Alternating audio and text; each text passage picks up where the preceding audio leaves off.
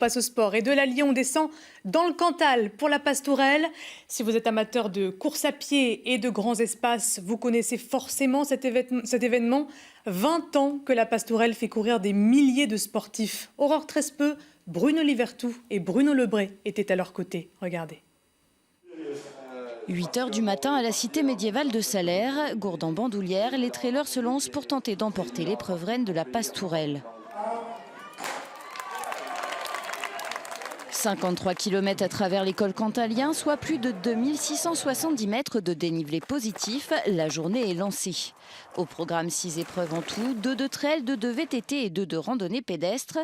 Si du côté des marcheurs, l'ambiance est très détendue, du côté des coureurs, le rythme ne faiblit pas.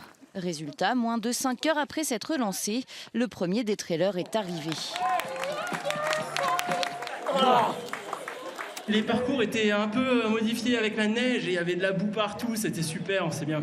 Enfin moi je me suis bien amusé, on descendait dans les torrents et tout. Pour sa première Pastourelle, le trailer grenoblois Thomas Cardin a fait fort.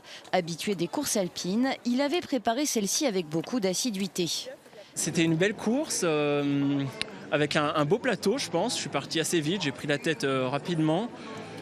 Parce que je savais que ça montait pas trop fort pendant 14 km et après j'ai réussi à décrocher dans la première descente vers Falgoux et puis après j'ai bien géré ma course jusqu'à Puy-Violent, donc en n'hésitant pas à marcher, en en gardant sous le pied un peu d'énergie parce que je savais que la dernière descente de 8 km était l'endroit stratégique pour prendre la gagne. Une dernière descente décisive qui a bien failli faire perdre sa première place chez les féminines à Christelle Lazare, elle aussi inscrite à la Pastourelle pour la première fois.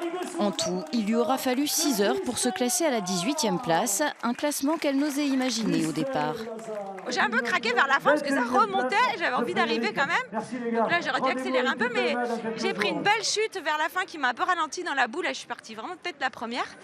Donc il faut se relancer un petit peu après, mais ça fait partie du jeu, c'est le trail. Satisfaits de leur première participation, les 2 coureurs pensent déjà à l'année prochaine. Ils comptent bien se réinscrire pour faire au moins aussi bien. Et dans le cas de Christelle, encore mieux.